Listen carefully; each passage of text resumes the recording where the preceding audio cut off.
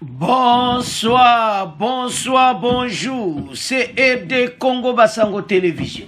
Comme toujours avant de commencer notre émission, nous disons merci à Dieu. Nous disons merci à nos chers abonnés et téléspectateurs qui nous suivent partout dans le monde et en RDC. Bandeko Nanga, soyez les bienvenus.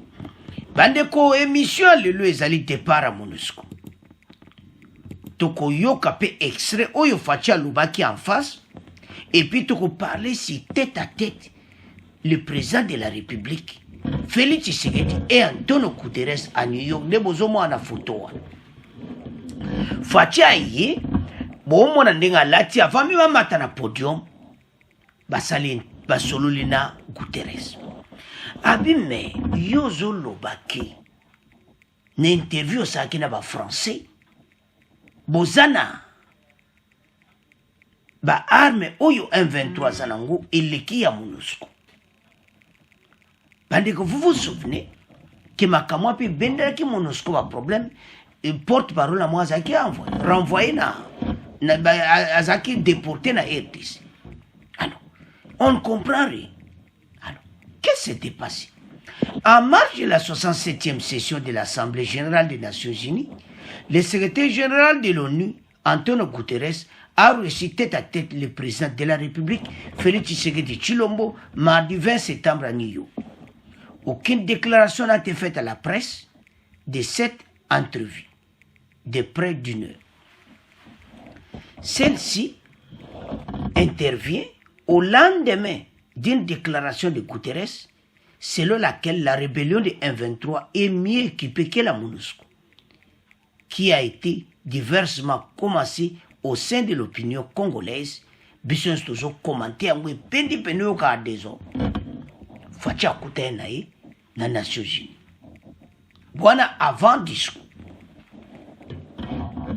Mais les Cambodgiens, je crois bien, parce que bah boy après qu'on soit là-bas on balé, bah beaucoup divulgué en la presse. Parce que yebi que Guterres, bah c'est qui excuse. Parce que bandeko bato baza mystique et le ba congolais Guterres azane complot na makambo ya biso soki parce que tozoya na mpona départ na mon tozoya na maloba mana tozana tête à tête o basoulaki soki ba arme na bango ya M23 eleki oyo ya MONUSCO. Et l'on est au Zanga Guterres atindaba parce qu'il y a Angleterre azawana, États-Unis azawana, Russie azawana, bato tout bazana ba France tout ça. Et le Zanga yalo bana bango ba pays wana très puissant ou bazo diriger mokili. Ki ba arme oyo MONUSCO azana ngoza mokito pesa bomba arme makasi pour protéger la population congolaise. À quoi ça là yangoti? Tukolo abso bana tongoti butwa. Bamo bayi, bandeko politique est très compliqué. Alors, Guterres a soli na fachi sili na makambwana. Allez, fachi pe aye na podium. Aye ko sanze la bango. Ngano bengo pena sanze alobeli bango penza. MONUSCO mayele sili parce que bozana ba arme wana ti et puis ba preveza Guterres a lobby c'est que bwana tina bozana et décider bokiti fatia yena podium. Quelle sagesse bo to chela no mo extra kapoto landa ndenge fatia lobaki pandeko sagesse a kusakana te poto comprendre degré ya makambo. Fatimba moi Zubango a lobby sikoyo que MONUSCO plus de 23 ans à RDC a salé le côté. Alors, mais avant même de continuer, Toyo Kanan Fachi Bongo na moi extrait wana na Nations Unies kamuke bon to continue ndenge nini as réévaluer évaluation à départ na bango. Tête à tête Fachi Guterres et évaluation du plan de départ de la MONUSCO. Alors, toyoka ndenge évaluation ngo fati ndenge alobi na nde MONUSCO bakokite RDC bon tokontinue mission na biso. À ce sujet, les Nations Unies savent que mon pays, la République démocratique du Congo, est victime d'une crise sécuritaire aiguë qui dure depuis plus de 20 ans à l'est de son territoire national. Procéder autrement serait d'une part encourager le Rwanda à poursuivre son agression, ses crimes de guerre et ses crimes contre l'humanité en République démocratique du Congo, et d'autre part nourrir davantage la suspicion légitime des Congolais sur l'impartialité de l'ONU, ainsi que la complicité de certains de ses membres dans ces crimes. C'est pour mettre fin à cette suspicion et dissiper l'ambiguïté de certaines positions du Conseil de sécurité sur la crise sécuritaire à l'est de la RDC, ambiguïté qui excède la population congolaise et exacerbe la tension entre elle et la mission de l'ONU pour la stabilisation du Congo, la MONUSCO, que le gouvernement de mon pays a demandé la réévaluation du plan de retrait progressif et responsable de cette mission. Cette démarche d'ajustement est exigée par le constat unanime, même au niveau le plus élevé de notre organisation, des faiblesses regrettables de la MONUSCO, ce qui affecte certainement l'efficacité et la légitimité de l'action de l'ONU en République démocratique du Congo. La réévaluation du plan de retrait de la MONUSCO ne peut par conséquent nullement remettre en cause les relations entre mon pays et notre organisation.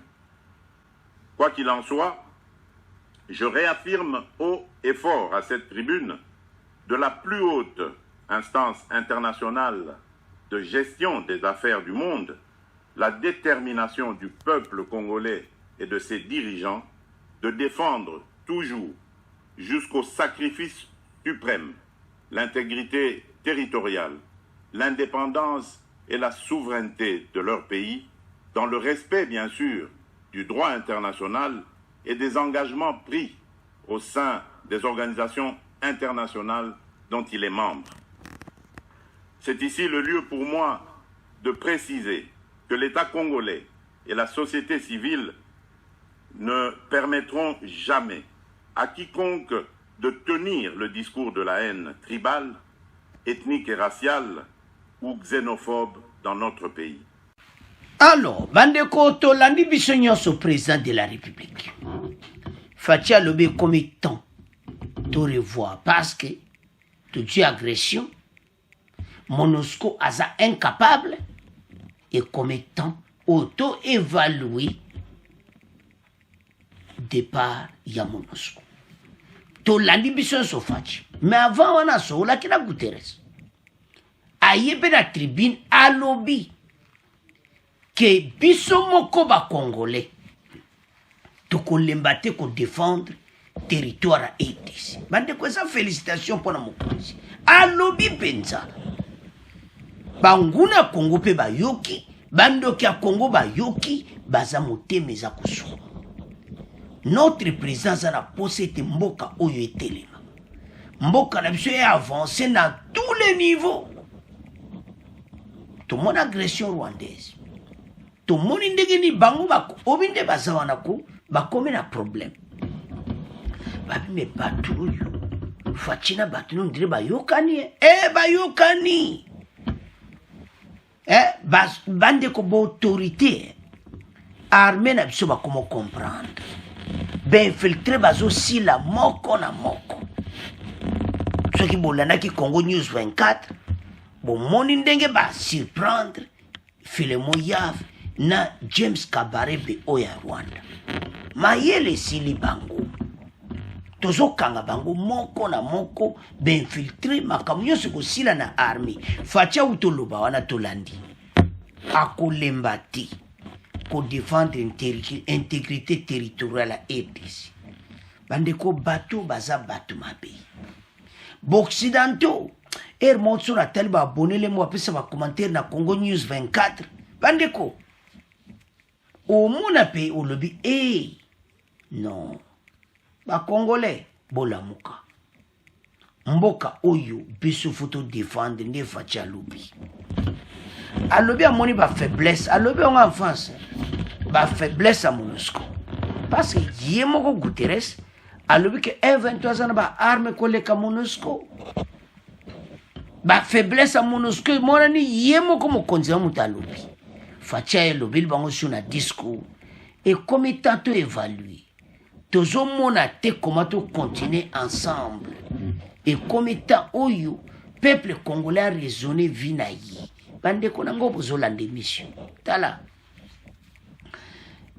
EDC oyo ezo changer yana semno chef bo partager ba bande ou même à aider Congo chaîne oyo soto comme na deux chaînes toko défendre mboka na biso po banguna Congo bazebele ba chaîne pe belé ou baza contre mboka mais biso toko lembati bande ko soko tali ndenge armée rwandaise ba complot nyonso oni ayebi bongo musani oni batikala na ADC bande ko bo pesa ba commenter bo partager ti oni ba quitter ADC tozo mona musala mote bazo sala tozo mona loko te na mboka na biso yango fatia lobeli bango en face na tribune des Nations Unies bande ko o baloba kezala ki akoyinda.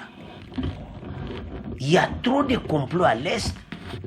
Entre biso tozoyo kanate, ba bolanda ki émission à Congo News 24. Donc, on a trahison ça partout. Mais fatia sa ko longo moko bande ko. Guterres me ba omo ba pays wana ba américain ba occidentaux. Bazo mona ki fachi pena yipo abongsa ABC. Parce que le but que tozo toko lembate ko défendre. Mais awa une émission à lilo. To rappeler bino était na discours Fatia Lubaki était maintenant plan évaluation mondiale départ na bango bazo kendi ba faiblesse Fatia Lubango devant l'ONU ba salo a plus de 23 ans insécurité na esezaka ko koba kaka ko continuer kaka bo musani tuzana bata bande ko et comme état ba évaluer départ batu ba quitter le sol congolais ba kendi ba congolais où est Zamboka na biso to telima bendele ekuyati fa desa ko défendre mboka alors fatia lobele bango en face bandeko discours a fatina ethical na histoire eza victoire à Congo to récupérer mboka na maboka bapaya donc on MONUSCO azo dégager akendi akoki na etende ka ba telemiona ba kokite mama Bintu Keita olobi no pe mingi mama Bintu Keita na batu na yo bokanga ba sak bokendi fatia lobi devant tribunal Nations Unies te azo réévaluer yango na ndimite ozasuna 2024 ba kokite avant fin 2023 ba quitter la EDC parce que trop c'est trop. Alors bande konangai to landi fachi to comprendre et te MONUSCO dégage ba kokite mokonzi na bango moko yemo asala interview na RFI alobi basana ba arma makasti bongo loni ba osala na EDC MONUSCO dégage bande ko bo continuer ko partager ba bande. Au revoir, à la prochaine.